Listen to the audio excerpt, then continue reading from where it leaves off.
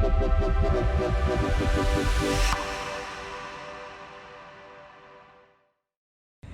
everybody, welcome back to another VBC Daily 3. As you can see, I'm with my son Benjamin and my daughter Alethea. We're outside enjoying the beautiful weather here today. But we're going to be talking about our passage from the book of Luke, chapter 4, verses 20 to 28. And Alethea, what are the three questions that we ask of every text? What does it say about God? What does it say about us? And what are we supposed to do about it? All right, very good. What does it say about God? What does it say about us? And what are we going to do about it? And our first point, what does it say about God? Ben, what were we talking about just a few minutes ago?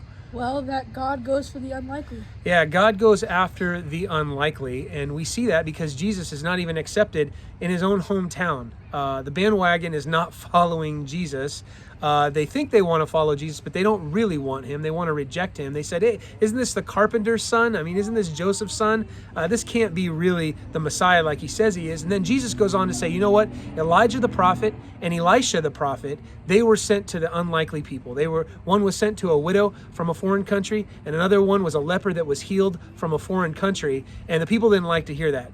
God going after the unlikely, that's what God does. He doesn't go after those that are just the bandwagon followers. He goes after those that truly need salvation and truly look to him in faith. And so the next thing that we see, Ben, what does it say about us?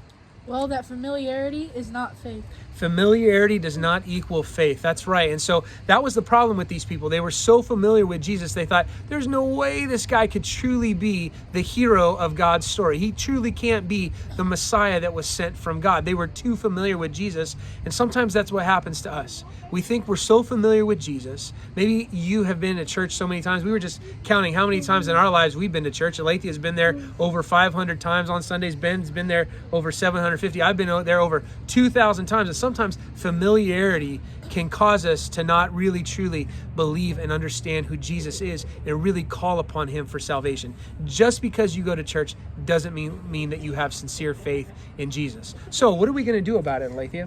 Check our faith. Check our faith. That's right. Check our faith. Just because we're a part of the crowd, just because we show up on Sunday, doesn't necessarily mean that we have true saving faith in Jesus. These people in Nazareth, they knew who Jesus was as a boy. They knew him as humanity, but they didn't really believe him as Lord and Savior. So we want to check our own faith, and we're going to challenge you to do that today. Will you check your own faith? And also, too, who is God sending you to?